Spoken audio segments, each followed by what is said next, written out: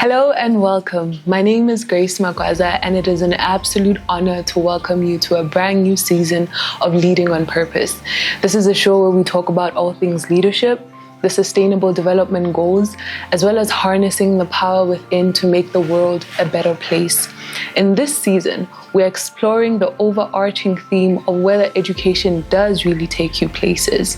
In this episode, I am joined by a renowned journalist who will be helping us explore this theme and also giving us insights, especially for the upcoming journalists out there, that how do you use your education to take you places. Sir, welcome to the show. Thank you. I would like you to first start by introducing yourself, Yeah. your qualifications, as well as some of the highlights of your career. Okay, I hope you have time. Anyway, no. My name is Joel Chacha, and currently a director at Portland's Communication. I'm in charge of the African hub. We have 8 different hubs across the world, but I'm in charge of Africa. And apart from Portland, I'm also a board member at the Marketing Society of Kenya. And I also serve as a jury at the PR Global Week Awards. And this year I also served as a jury at the Cannes International Festival of Creativity. Yeah. Okay, so... And I've also been the chair of the journalism alumni at USIU, so it's glad to host you guys here. Karibuni nyumbani. Thank you. Speaking of USIU, what did you study at USIU? So I did both my master's and my undergraduate at USIU. I did my undergraduate was in journalism, and I did a concentration in public relation and a minor in broadcast. And then after a few years, I went back for my master's, where I did a master's in they call it MAX, master's in master's in communication studies. Then where I concentrated in strategic corporate communication. Were you always passionate about communication? Like, what drew you to study journalism?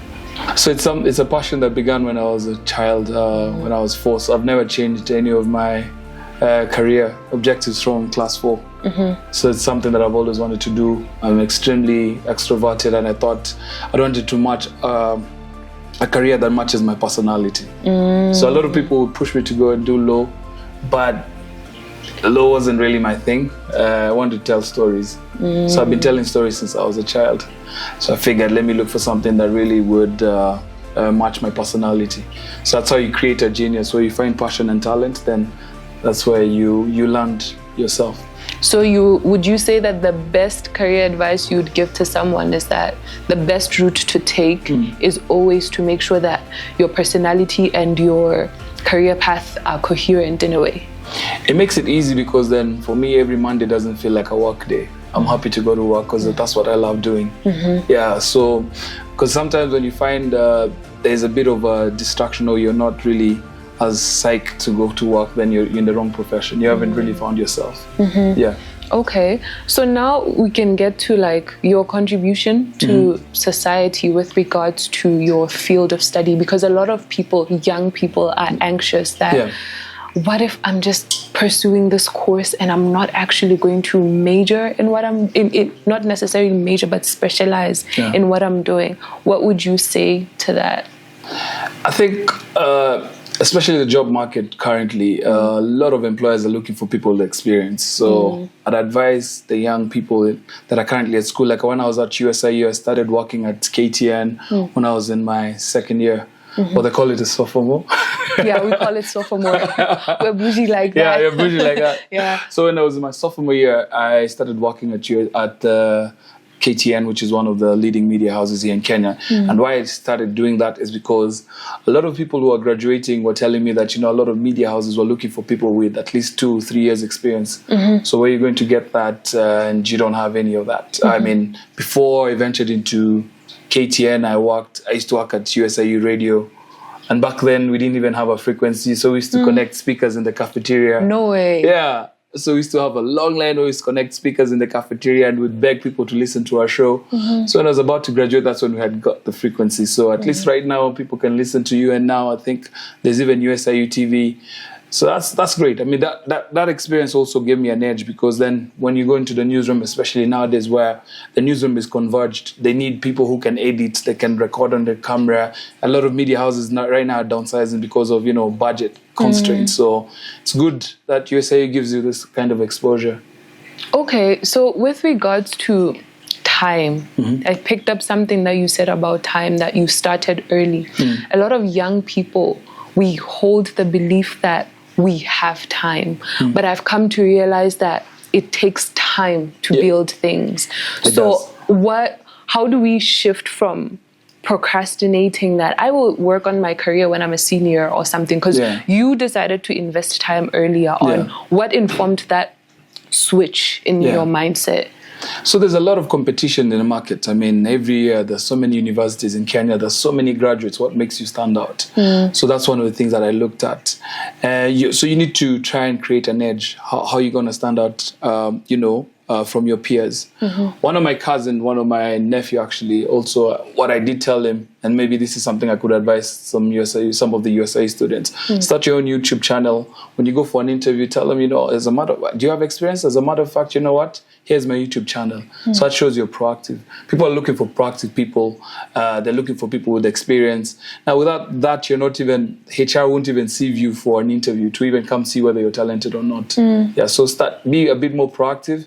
And that's one thing I'd say. I'd tell the young people, the youth that are currently in uni. And also, one of the biggest problems I've seen with a lot of the youth currently is immediate gratification. A lot of people would want to start off. I've given talks in a number of universities where people say, I want to start off earning 100,000. I'm like, who's going to pay you 100,000? Look at the statistics. Very few people, less than 20% of Kenyans earn above 100K. So how are you going to graduate today and start earning 100K? So it takes time. One of the things I'd say is don't focus more on the money. If you're focusing more on the money, I think you're in the wrong career. So start off by following your passion, your talent. This is something that you want to do. Then money will follow. But then there's also always a dichotomy where there's people who say it's better to be an informed leader in your field or even practitioner.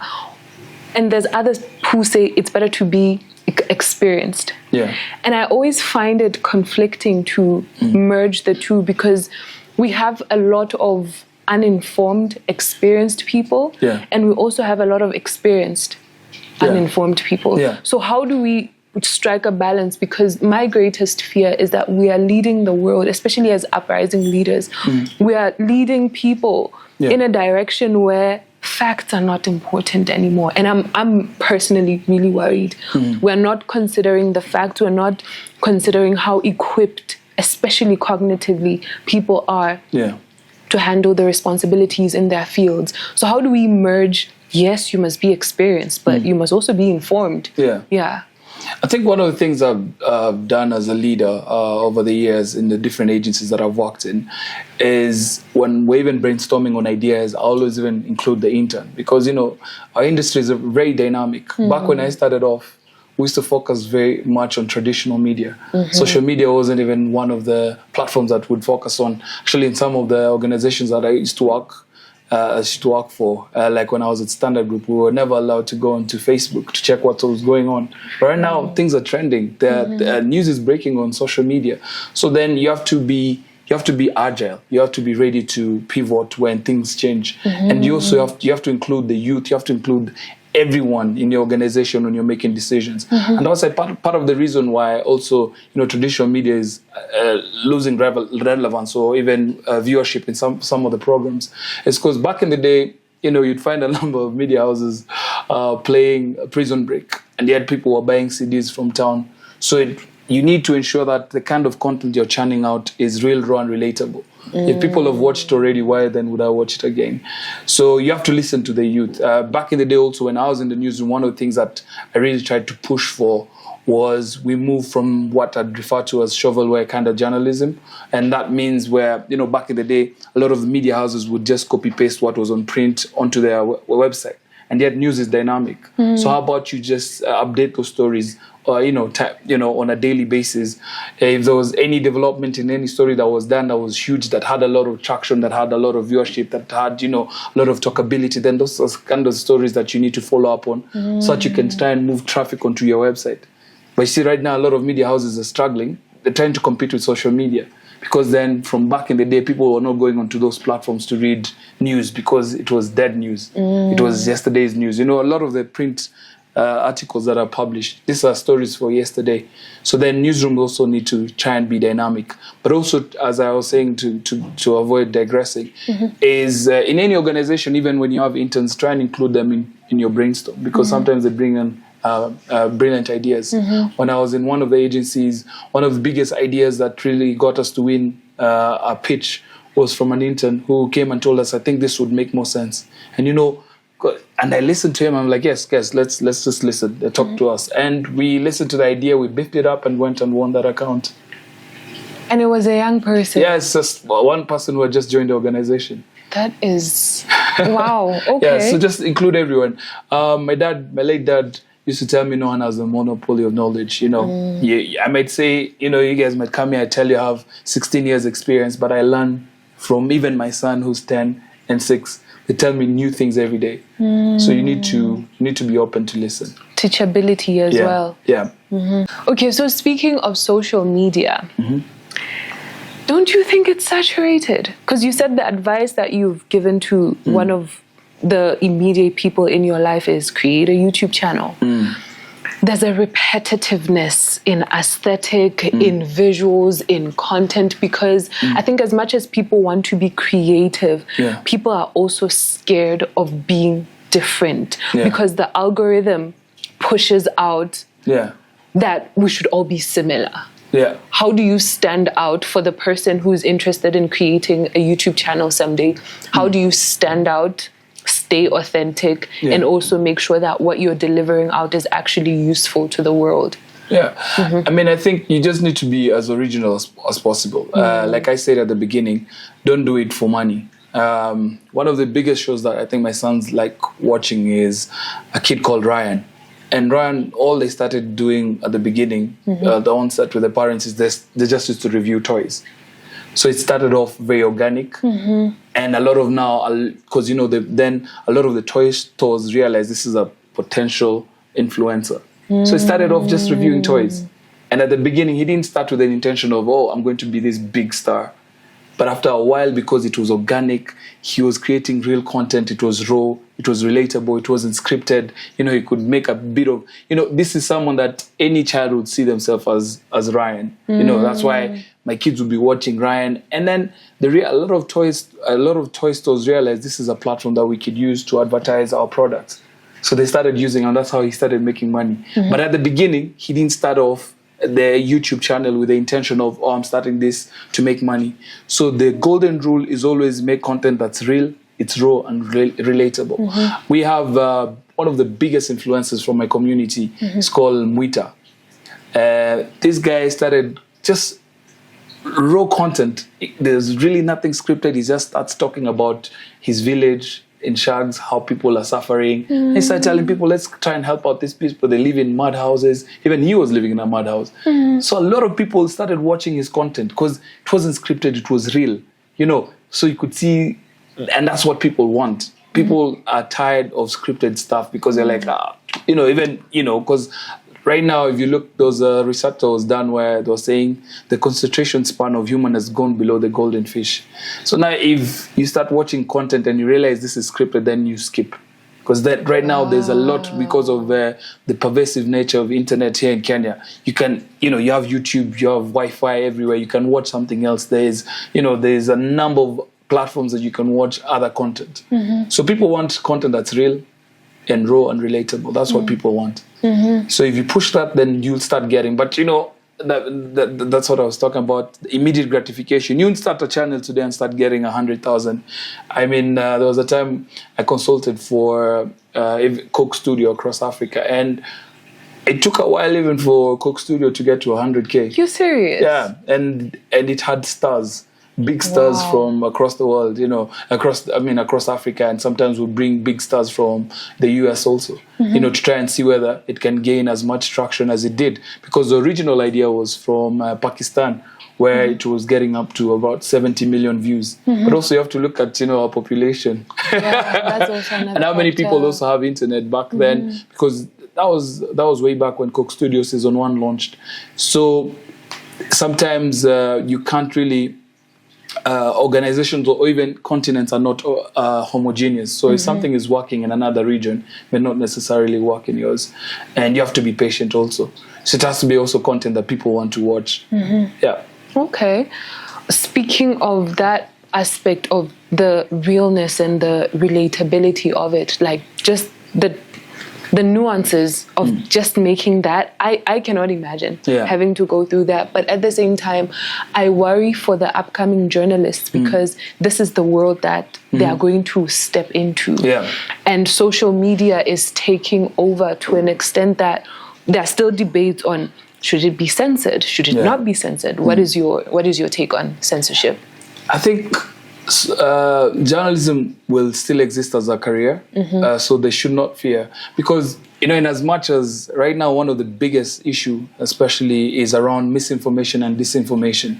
Because anyone is now a journalist. You can start, generating any content. There are a lot of conspiracy theorists. There are a lot of fake news going out there. But, one of the things that people still go back to is traditional media. Because traditional media is still objective. And reliable. Yeah, and reliable. Yeah, and it's balanced news. So it's a reliable content that you can watch. But even them, sometimes they've been caught up with, telling or, churning out fake news. So there has to be a lot of background checks, fact checks before. If you talk to I've talked to a few friends who work for international media houses. Right now, they're not very keen on breaking the news first.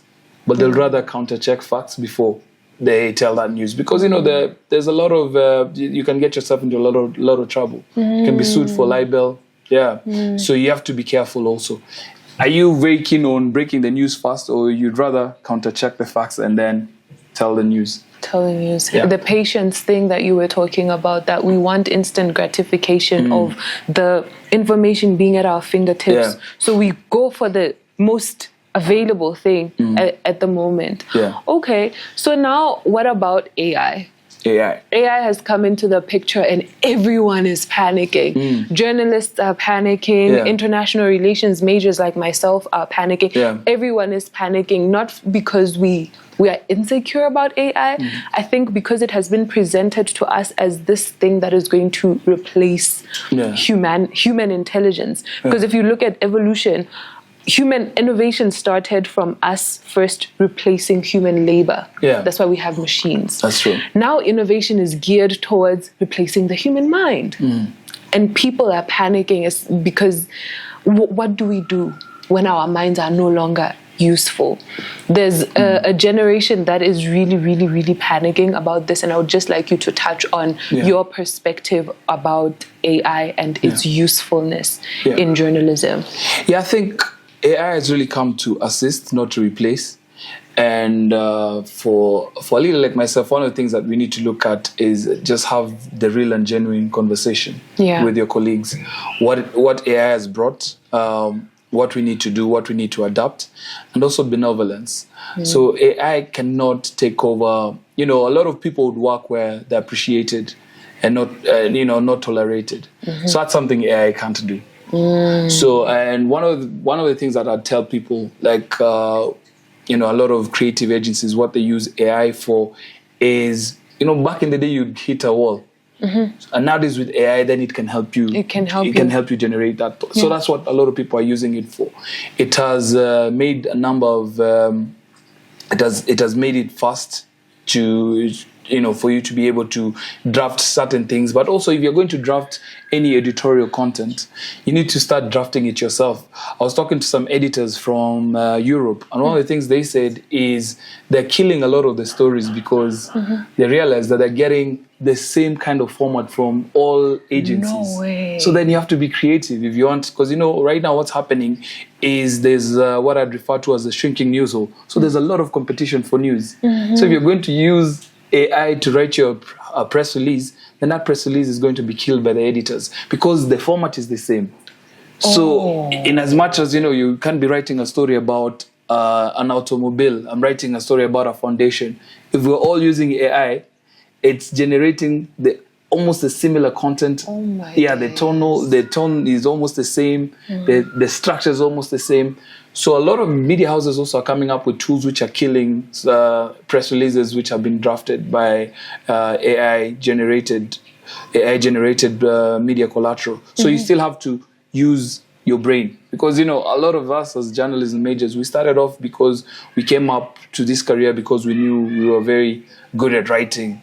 So you need to ensure that you're still leveraging that skill. To avoid it looking very similar. Right now, if you asked, you could try. If you open ChatGPT and told it to write a press release about Edenville, then after that we ask it to write a press release about like a Mercedes-Benz. You'll see the format is almost similar. So that's how a number of editors are detecting that this is AI generated content, and they're killing such stories. So if you want to remain relevant and you're a journalist, then you need to start generating your content, because before AI used to write those press releases. We used to write the speeches. Do you think that your field would be better off without AI? Or do you think that it's going to get better because of AI? I think it's going to get better because AI really helps. Like sometimes you might hit a wall and it helps you generate, or sometimes you draft a press release or an opinion piece, then you use AI to spruce it up. But then don't give the prompts for it to generate that opinion piece, because especially if you're not using the latest ChatGPT, then it might give you the wrong information, especially if you haven't subscribed to it. One of the ways that back in the day when ChatGPT came up is you could ask it, if you hadn't subscribed to it, who's the current president of Kenya, and it will tell you Uhuru Kenyatta. No way. Yeah, so you have to be careful. You have to really counter-check facts.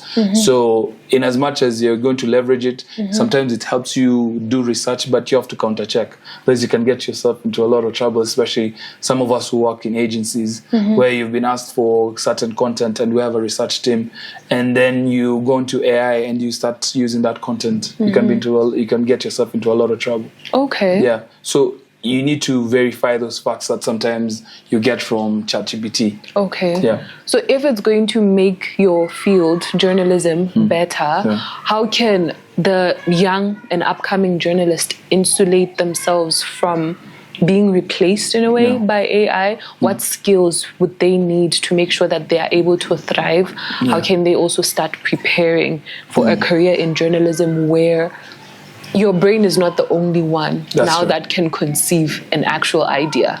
Yeah, they still need to hone their skills in news writing and reporting. Speech writing is very crucial, because, right now, if you ask ChatGPT to draft a speech, the format will all be similar.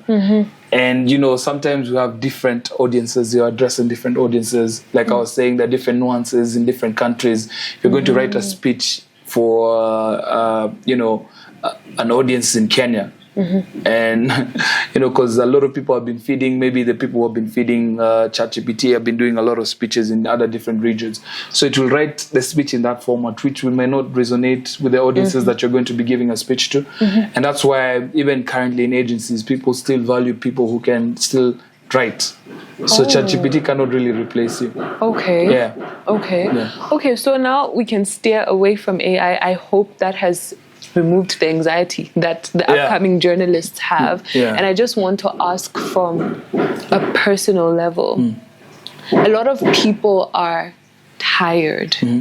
We see people, for one, I've seen a lot of content even on social media of people saying, I quit corporate and I don't want to do this because, and as a young person watching an older person who has walked this journey ahead of me saying they quit, it makes me question whether a career is worth it. And I know that there's a lot of young people who also relate to this, because career and the future is anxiety inducing. When you were coming up in your career, were there moments where you felt, I don't want to do this? Or is there still hope for the person who loves what they love and they want to love it till the end? Yeah, I think one of the things I always tell people, if you're in a comfort zone, then you're in the wrong profession. You need to be stretched. Anytime you feel stretched, that's when you're leveling up. It's like You know, I play a lot of PlayStation here with my kids, and there's certain levels where we could even take 2 weeks before we can move into the next level. But then when you move to the next level again, things become a bit easier. But if you realize that, you know, you're not being challenged, you're not being stretched, then you're not growing as a person. So at that moment where you're feeling stretched, that's when you're leveling up. Because that's what, because then otherwise, then, you know, you can't just be doing the same thing. And that's why AI might replace you. That's all you do. If that's all you do. You just go and, because back in the day, you saw people in the agencies that would just scan snippets from the newspaper, cut them, clip them, then you go and photocopy. And then, you know, and send that to client. But nowadays you can get all that on the net. So if that person could not really, if that person wasn't as agile and quick to pivot real quick, then, you know, when the agency is not doing well and you want to get rid of certain people, that would be the first person to go. Because if that's all you do, if you come to work and you just scan newspapers and listen to radio to flag any negative or positive story around a client, and nowadays there are apps that can do that for you. There's Meltwater, there's Talkwalker, that can be tracking that content for you, that data for you, or that content for you. Then what are you doing different? So then that's why you need to also you need to also sit down as an individual and see where would I be, or what other skill can I offer my organization, apart from, you know, just scanning or sending media coverage reports. Then you can say, oh, you know, I can write an opinion piece, and that's great. Then you start writing those opinion pieces. Then that's when you start showing your value. Because when now companies are downsizing, then those people who, you need to try and position yourself as a person who you can be, you know, you're irreplaceable because of the skill sets that you offer. Yeah. So if there were 3 tips that you could give to the incoming generation of journalists, what would they be? 3 tips is hone your skills in news writing and reporting, editing skills. You know, just be, because, you know, a lot of media houses currently across the world are looking for someone who can work in a converged newsroom. So it's not like back in the day where you'd come in the newsroom and say, I can only report.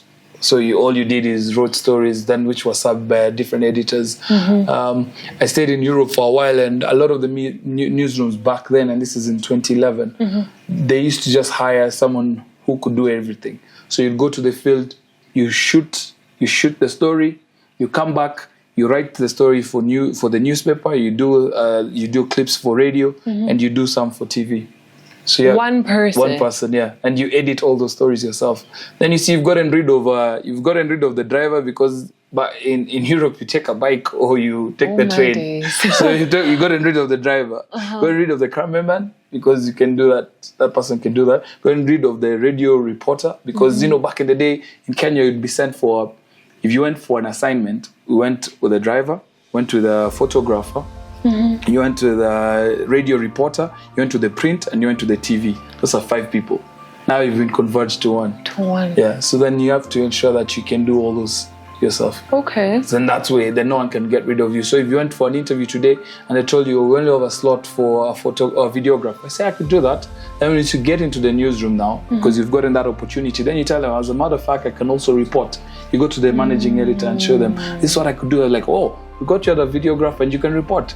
Then when you're back from the newsroom, or when they feel you're heading back to the office, you have your MacBook, you're editing the story. By the time you get into the newsroom, you've edited, you've given your time codes, then it shows you're very proactive. And that's the kind of person who can survive now in future. But if all you can do is report, then everyone else can report. And a number of media houses get like 1,000 applications for people who can report. But when you're converged, and I think that's where the true value comes through. Okay. One final question. We are living in a world where communication is an imagined reality by other people from other continents. And as young people, or as African people, we don't really have a narrative of our own unless it's written by someone else. Do you think that is accurate? And if you do, what would you say is the role of journalism in changing this? Yeah, and I think we need to own our own narrative, and that's something I always say. Even misinformation spreads because of lack of information. So we need to own our own stories. We need to start telling our own stories. And I've seen a lot of even international media houses here are trying to increase their viewership by telling African stories because they haven't been told. There's a lot of stuff, there's a lot of misinformation because we let other people own our stories. So we need to start owning our own stories. Like I was saying, if someone out there is looking for possibility of telling the African story, then that would be a very good platform. I come from a community which is a minority tribe here in Kenya called the Kuria community. I'd really ask someone, or even me, maybe I could take that up and go tell people about the Kuria community. People hardly know about us. You see, our story is dying. No one really actually, if you took a polling and asked people about Kuria, when I meet people and tell them, because I'm a Kuria, they're like, oh, Kuria, they think that's a name from the Kikuyu community, but it's a tribe here. Yeah, it's one of them. So we need to start owning our own stories and we need to start telling. So even that's a challenge to myself also. I need to step up. You want to take that on as a challenge of your own. Yeah. Okay. Yeah. I honestly wish we could talk more because I think that the journalists here have a lot of questions. I have a lot of questions, but we are short of time. No so any final thoughts that you would like to share with our viewers? Maybe just be authentic, be yourself. And I know there's a lot of pressure out here, especially with social media. But what I'll always tell people is be inspired by other people's success, but don't be intimidated. Yeah. Okay. That is a great parting line. Thank you so much for joining us on this episode. This was our personal love letter to the upcoming journalists. We wish you all the best, and I hope our guest's story has actually inspired you to make you see that education does take you places. See you in the next episode.